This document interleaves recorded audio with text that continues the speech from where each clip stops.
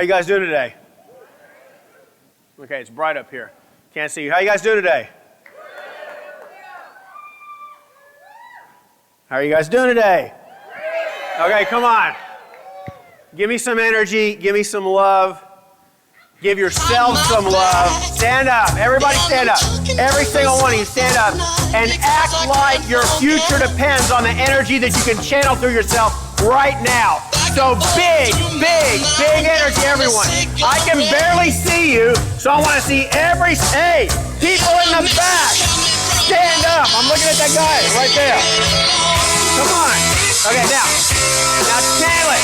Whoa, come on, more, like chiropractic, like the future depends upon your energetic state right now. Bring it on, people. Give me more. Come on, move your bodies. Pogo, dry hump the person next to you. Come on, something more. Okay, you guys are a hard crowd. Okay, thank you. I'll take it for this time of day.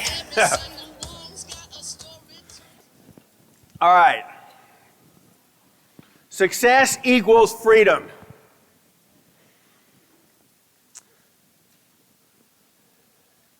The future of chiropractic depends upon your success in office. We are not at a place anymore where the 100th monkey is about to get it, or we're going to reach the tipping point and then society is going to change and accept us.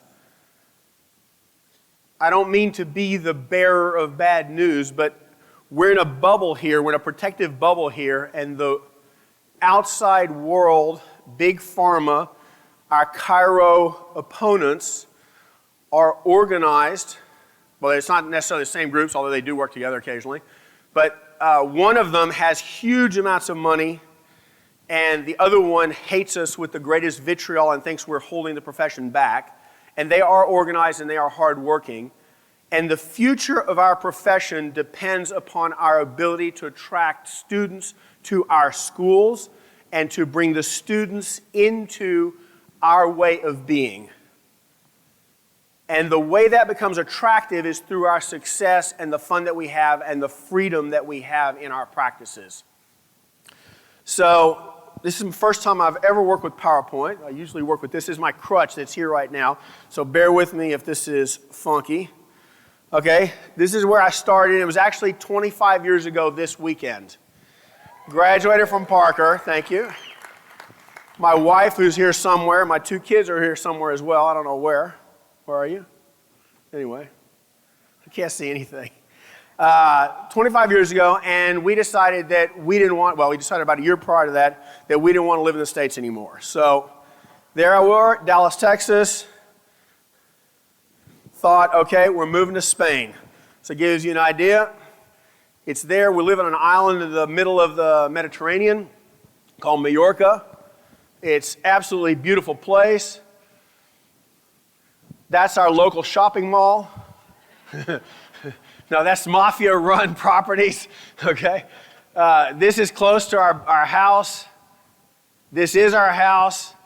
And for some reason, we bought a house that says Bon York, which means good place. So this is what my life is about, is that we, when they say decide where you want to live and practice there, like go there, don't waste time doing stuff, this is what we did. View from my house, from my bedroom. Okay, now this is where the magic happens. It wasn't always the way it is now. I've been in practice for 25 years. I've averaged 175 visits a week for those 25 years, which is an average, and that's, at the beginning, it was not that at all, so that means there was a lot more on other days, in other periods. For the last 2 or 3 years, I've been slowing down tremendously, so I only work 18 hours a week now in the office, averaging about 550 a week. 100% internal referral practice. I've never done any advertising. Last time I did a report was in the last century. 100% cash. It's a wonderful, wonderful free way to practice. And it came to me, okay, that's what it looks like with people in there. We even had a special visit from Spider-Man. I started in this place. I started from a mechanistic model. I graduated from Parker College of Chiropractic, and the model at Parker was how to be a success, how to make lots of money. Jim Parker was still there. It wasn't about giving, loving, and serving. It was. He talked about that in the seminars, but the actual vibe that ran through the institution was all about the money, and that's not where I was coming from. It's not the model that inspired me. And so I rejected the schooling, decided that I was going to learn chiropractic after I got out of school, but didn't know what I was doing. So basically, I just recreated the model that had worked for me, which was sports injuries. And so, this will work, and it's not going to completely mess you up. But then I was fortunate in the summer of '97 to go to a chiropractic meeting that absolutely blew me away. And what blew me away more than anything else was the freedom that the chiropractors there were demonstrating in their personal being. And then like some of your other, I think Jimmy Nanda said yesterday, is you go visit those chiropractors and you see that if they're congruent in what they're saying from the stage and what they do in their practices. And if they are, you've got somebody to follow. So I just completely immersed myself in this new culture and was lucky to be taught by people like Jim Sigafus, like Chuck Ribley, like John Hoffman, Ian Grassam, Jimmy Gregg. Ron was very influential in the initial parts of my growth curve. And what I saw were people who, and it was from all ends of the chiropractic spectrum. It was, not all ends of the chiropractic spectrum, sorry. They had different ways of expressing themselves personally.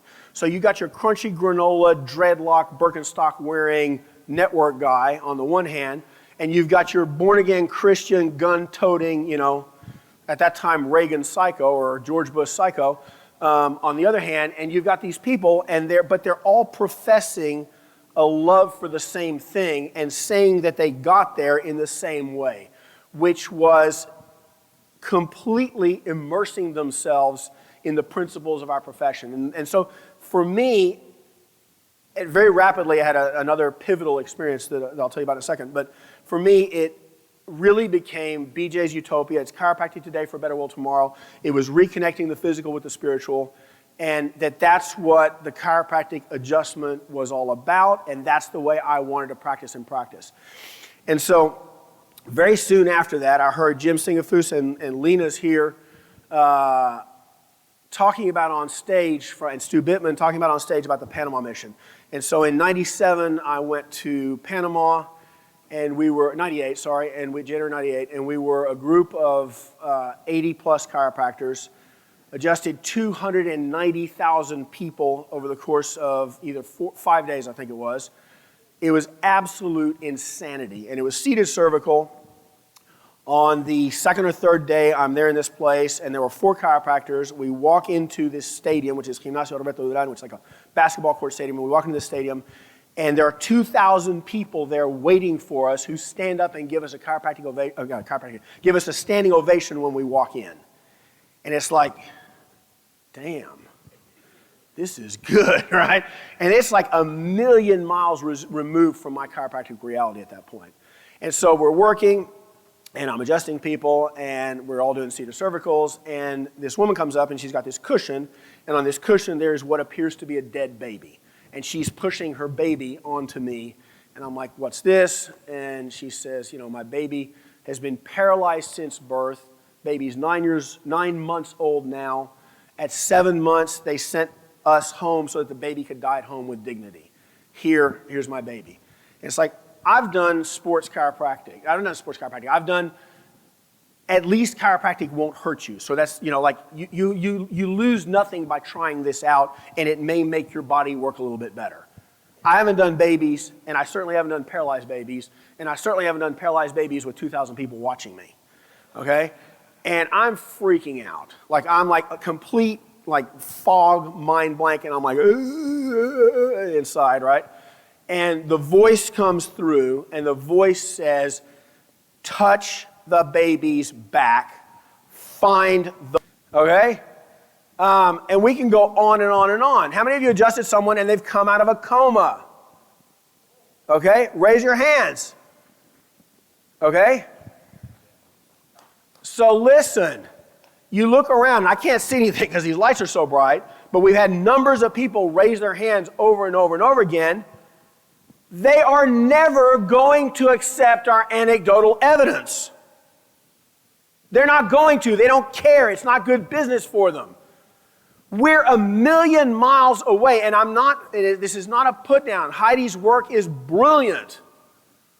But we're a million miles away from general society understanding or us being able to prove that what we do works, because what we do is so freaking weird. Okay? So we have to own it, and we have to be able to go to our public in a way where they go, oh wow, this is inspiring, which is what that Talk the Tick was about last night, is those people, the kids, the students, are learning how to start communicating it. And when you can talk about the paralyzed baby in Panama, then 10 years later, you get another paralyzed baby who was, in this case, completely paralyzed and didn't breathe, who's now 10 years old. Parents were told, you decide when to unplug your child. And instead, she called her brother-in-law. She called the wrong person. He said, why don't you go see this chiropractor? He told this story about a paralyzed baby in Panama. Okay? Okay. This is a quick one. This is the people that I want to work with. I love you, so that I want people in my practice that I love them. They love me, and this is the business mastery part. They have money. Okay? I do tons of charity work. We're going to India twice this year. Okay, I raised $2.5 million to start the Barcelona College of Chiropractic. I've given tons of money away to chiropractic causes. I'm all about that, but in my office, this is the way I want things run, or I run a separate charity practice. Okay, I'm inviting you all to come to Chiro Europe. You will be blown away. It is October and April, May. I'm going to get through these really quickly because I got no time. The Life West board honored us last April by having their meeting there. So thank you to all of you. Ask them if it's a good program to go to. Okay, so Future Chiropractic. This is what they're trying to do to us. This is what they're doing to our young. We have to stop this. How's that for seated cervical? Okay. Now, there are some people who would say, yes, but he's in too much extension. Hey, the dude was dead. Okay, here's another one. How many of you have adjusted someone who was dead and they've come back to life? I did. And there were 3 chiropractors in the room when it happened. So... And it was freaky. And it was after the India mission. I brought the India mission energy back to my practice. It was in a class. The dude died. I'm like, and the guy like came back. Okay? It was freaky, but anyway. Okay, last thing. Students, anybody who's looking for something different, I've got an immediate opening for 5 docs in the UK, okay? I can give you a job with a practice, like you can have a practice base right now tomorrow, but you got to pass the exam is the deal, which they got an entrance exam there. But anyway, anybody wants any information from me, please, that's my email. Come talk to me this weekend. My time is up. I apologize. I love all of you. Please stand up and celebrate yourselves. Dr. Marc Hudson, everyone. Thank you.